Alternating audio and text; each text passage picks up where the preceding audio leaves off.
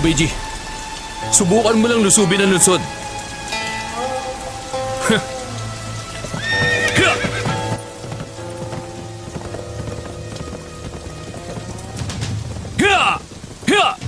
Lusob!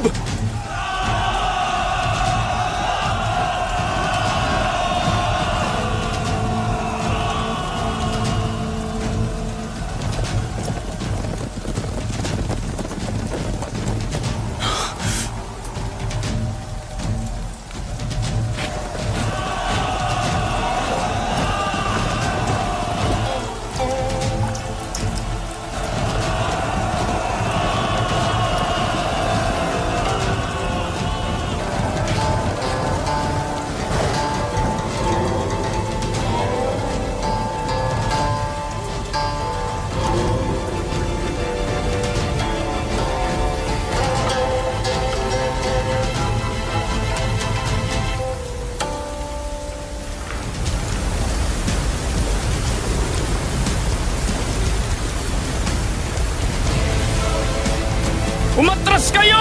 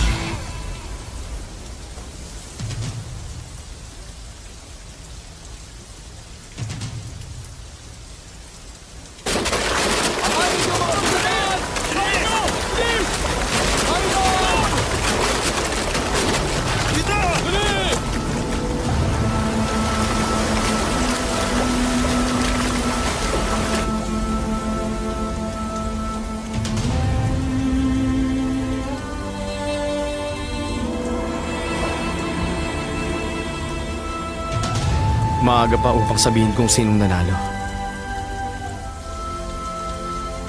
Moran! Ano po yun? Gumawa kayo ng kampo 10 milya mula rito. Kapag maayos na ang lahat, puntahan mo ako sa Changzi. Maliwanag ba yun? Maliwanag, General! Ha!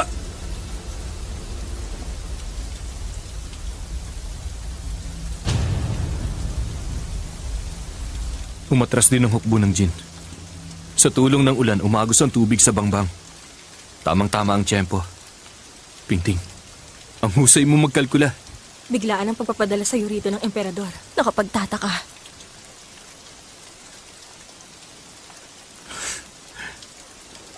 Huwag mo nang isipin yon. Narito ka naman upang gumawa ng estratehiya.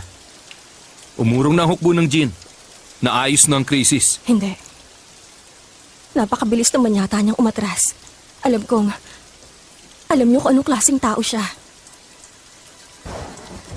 Alam ko. Kahit ang ama ko, nilabanan na rin siya dati. Kulang ang kanyang lakas para talunin si Beiji. Tama ka.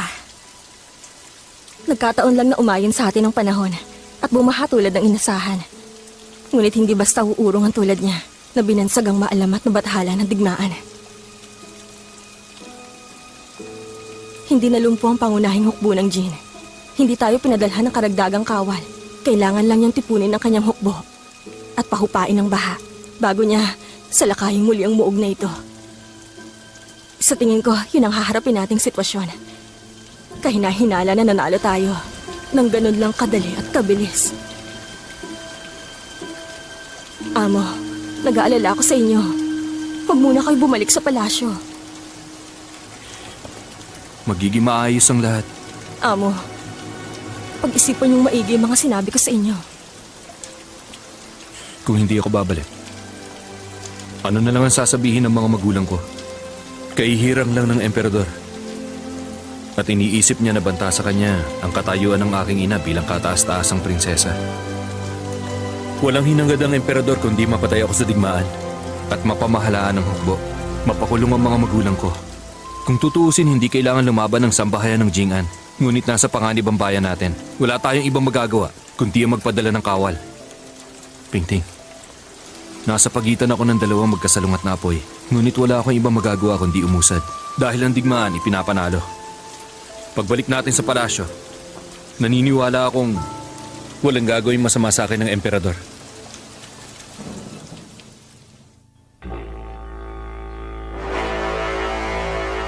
Ulat kamahalan, 100,000 kawal ang pinamunuan ng dakilang general sa lungsod ng Puban sa may hangganan upang kalabanin ng 8,000 kawal ng yan at salakayin ng Pangulong Bayan ng Changxi. Bigla na lang bumuhos ang isang malakas na ulan. Umapaw po ang tuyong bangbang at inanod ang karamihan sa ating mga kawal. Nag-alala ang general na baka labag sa kagustuhan ng bathala ang pagsalakay, kaya napagpasyahan niyang umatras sa laban. Kasalukuyan nagpapahinga at nagpapalakas sa mga kawal. 8,000 ang kalaban natin. Nagbago pang isip niya. Nasa atin na sanang tagumpay. Mapangasyang si Chu Beiji. Huminahon kayo, kamahalan. Isang malambis na taong ating dakilang general, mahusay sa pakikipaglaban. Ilang taon na rin niyang pinangunahan ang ating hukbo. Wala pa siyang naitatalong laban. Hindi siya pabaya sa kanyang tungkulin. Malamang meron siya ibang pinaplano. Bigyan niyo siya ng kaunting panahon. Ibang plano? Isa lang yung malakas na ulan. Ngunit sapat na yun upang matalo ang ating 100,000 kawal sa 8,000 kawal nila. Kung hindi lang siya si Chu Beiji, malamang ipinaputol ko na ang ulo niya ngayon. Hindi lang ulan at baha. Kahit pa umuulan ng talim mula sa langit, kailangan pa rin niyang sumalakay. Kahit pa kamandag sa putikan. Mariskal Xie, ipaalam mo ang aking atas. Magpadala ka ng sugo. Kung ano man ang binabalak ni Chu Beiji, kailangan niyang gumawa ng hakbang sa lalong madaling panahon. Lusubin niya ang Changxi at pabagsakin ng yan. Kapag nabigo pa siya, parurusahan ko siya. Masusunod. May dadagdag po ako. Matapos sa tasa ng general na umatras ang hukbo at magtayo ng kampo, pumunta siya sa lungsod ng Changxi na mag-isa. Anong ginagawa niya ron? Wala pong iniwang kautusan ng general.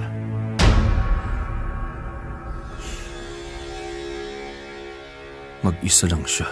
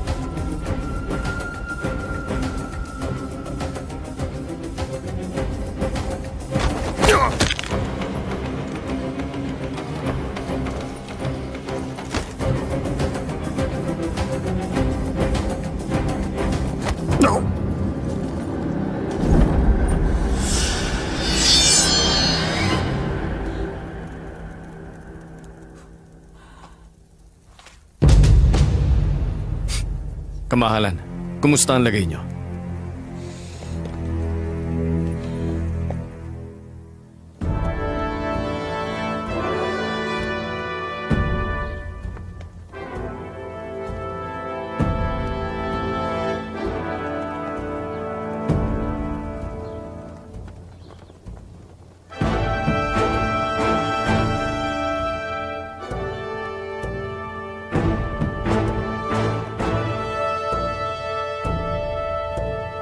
Naging prinsipe lamang siya dahil sa pagpapakasal ng magulang niya. Hindi ba parang kalabisan ng pagdiriwang na to? Kamahalan, ano bang tingin niya sa sarili niya? Chu Beiji, pinadala ko si Hesha sa digmaan bilang tugon sa kasunduan namin ng emperador. Ngunit natalo pa rin ang 100,000 kawal laban sa 8,000. Hindi ako makapaniwala. Masyado mataas ang pagtingin ko sa'yo. Tila mas balisa kayo dahil nanalo si Hesha sa laban. Pararangalan ngayon na sambahayan ng Jing'an. Dahil sa nakamit niyang tagumpay, lahat ng tao sa Changxi nagdiriwang. Labis ang pagpuri nila sa kataas-taasang prinsesa at prinsipe, hindi sa kamahalan. Naagaw na nila ang pagmamahal ng taong bayan. Masyado yata kayong kampante sa pag-upo nyo sa trono.